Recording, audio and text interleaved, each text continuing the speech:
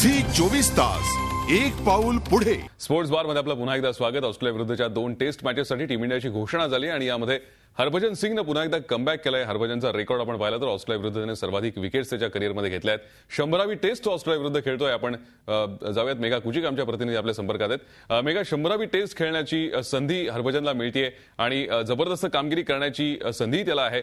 नक्कीच हरभजनकडनं अपेक्षा जास्त असतील निवड समितीच्या।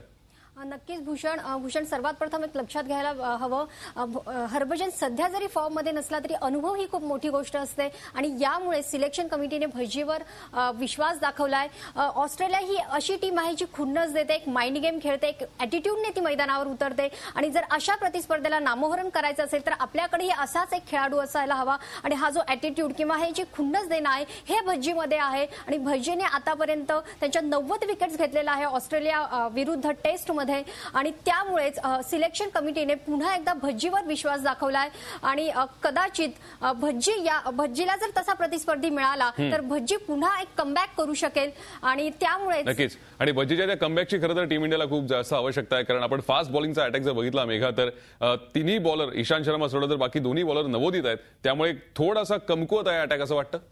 नक्कीच भूषण, आपल्याकडे मॅच विनर असा बॉलरच नाही। ईशांत शर्मा एक फिट आणि अनुभवी आहे, मात्र भुवनेश्वर कुमार आणि अशोक डिंडा त्या मनाने कमी अनुभवी आहेत, युवा आहेत। भुवनेश्वरची तर ही पहिली स्टेट सिरीज असणार आहे आणि त्यामुळे आपल्याकडे तशी बघितलं तर खरंच फास्ट बॉलरची जी फळी आहे ती कमकुवत आहे आणि त्यामुळेच कुठेतरी एखादी स्पिनर बाजू ही स्ट्रॉंग असावी त्या मनाने आणि त्यामुळेच कदाचित भज्जीचा इकडे समावेश केला असावा आणि इकडे नक्कीच मेघा आणि त्यामुळेच भज्जीच्या समावेशाने टीम इंडियाला अधिक बळकटी मिळण्याची शक्यता आहे। स्पिन अटॅक जेवढा चांगला असेल तितका ऑस्ट्रेलियाला त्रास जास्त होणार आहे, कारण भारतामध्ये या सगळ्या मॅचेस होत आहेत। धन्यवाद या सविस्तर चर्चेसाठी। टीम इंडियाचं सिलेक्शन झालेलं आहे, आता पाहायचंय टीम इंडिया मैदानात कशी कामगिरी करून दाखवते। झी 24 तास एक पाऊल पुढे।